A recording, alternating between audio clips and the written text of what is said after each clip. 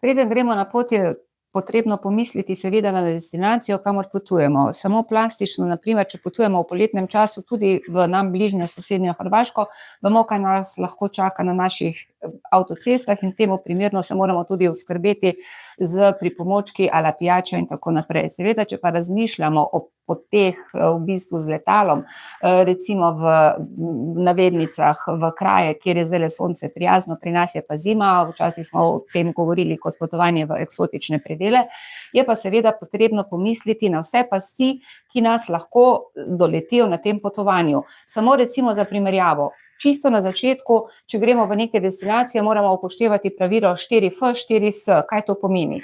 Da smo pozorni pri uživanju hrane, da smo pozorni pri uživanju vode, da smo dejansko pozorni v bistvu na zaščito pred komarji, to je iz angleščine fleas, kot mreža proti komarjem, in seveda v kontekstu spolno prenosljivih okužb, da tudi ne flirtamo na destinacijah, kjer ne vemo, kaj nas lahko doleti. 4S pomeni zaščita pred soncem v tem obdobju, torej uporabljamo primerne zaščitne kreme z pravilnimi nanosi. Seveda potem moramo paziti tudi, če odvisno od destinacije, če gremo na območja in se recimo v stoječih sladkovodnih rekah namakamo, da lahko doleti kakšna parazitarna bolezen, ki mi več ne poznamo, schistosomiaza na primer, in imamo zaradi tega lahko kar precejšnje težave. Potem seveda, če uporabljamo vozila, da ne porabimo na safety, torej da pazimo na varnost kot safety belts, in seveda v glavnem, da smo tudi nekako pri sebi lahko prilagojeni oziroma da se zavedamo, da lahko pride do kulturnega šoka. To so tako, bi človek rekel, na splošno neki napotki. Seveda pa odvisno od destinacije je pa potrebno dejansko najbolj pogledati v bistvu, kaj nas tam lahko čaka.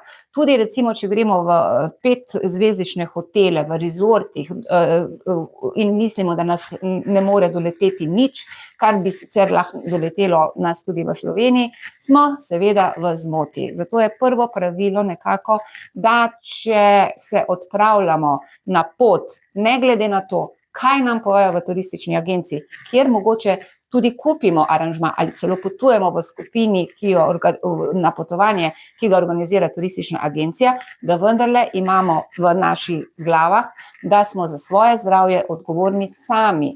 In kje lahko dobimo res dobre, kvalitetne, korektne nasvete o vseh pasteh, ki nas mogoče nevarnostih čakajo na ciljni destinaciji. Torej, v naših potniških ambulantah v okviru mreže območnih enot Nacionalnega inštituta smo usposobljeni strokovnjaki, ki res opravimo anamnezo, to pomeni pogovor, v bistvu ne samo o ciljni destinaciji, ampak tudi o siceršnjem zdravstvenem stanju, načinu potovanja, destinacijo, v bistvu namestitvah, kakšne imate izzive, in v tem kontekstu tudi predstavimo morebitna zdravstvena tveganja, proti katerim pa si se lahko zaščitite. Tukaj ne mislim samo recimo množice enih cepljenj, ki so vezane na destinacijo priporočljive, in zato je smiselno, če že ravno govorim o cepljenih, da se posvet pred potovanjem, to običajno zelo redko so last minute variante, opravi pri nas pravi čas, nekako 4 do 6 tednov, do 8 tednov pred potovanjem, da v bistvu gremo skozi morebitne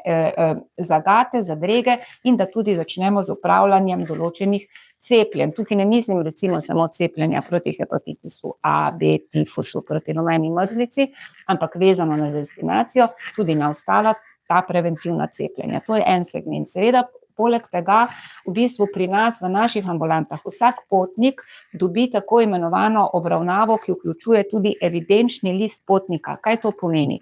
To pomeni, da v bistvu se zbirajo določeni podatki o zdravstvenem stanju, o morebitnih pridruženih kroničnih boleznih, o morebitnem načrtovanju nosečnosti. Zakaj? Zato recimo, ker če se odpravljate na malarična področja, vezano na določene antimalarike, so to vse podatki, da izberemo za vas najustreznejšo kemoprofilakso v kontekstu preprečevanja malarije. Torej, malarija je pač komarska bolezen, prenašajo jo komarji iz rodu Anopheles, ki so najbolj nadležni ponoči. Vendar v okviru obravnave pri nas ne dobite samo nasvetov okoli antimalarika, ampak seveda tudi splošnih nasvetov vezano na splošno zaščito pred komarji. Torej, komarskih bolezni sedaj v svetu je veliko, zelo na hitro, poleg malarije, denga, zika, čikungunja in še bi lahko kaj naštela. In v bistvu splošni nasveti so uporaba repelentov za dovolj visoko koncentracijo aktivne učinkovine, s kratico je rečemo DEET, od 30 do 50, seveda boljše, če je 50 kot manj, ali 20-odstotnim pikaridinom.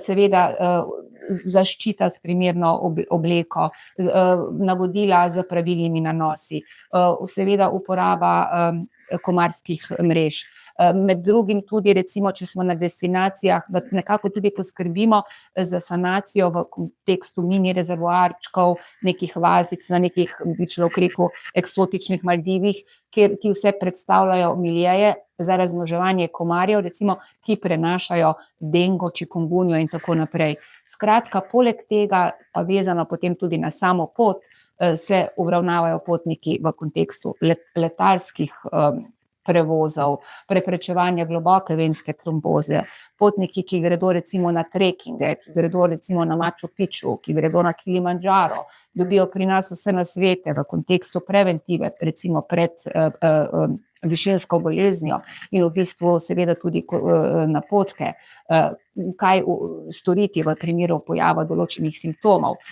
Recimo nosečnice, ki potujejo, so tudi pri nas potem v bistvu nekako ozaveščene, kaj jih lahko čaka na potovanju, zato ker so noseče, kaj naj dajo poleg v svojo potovalno lekarno.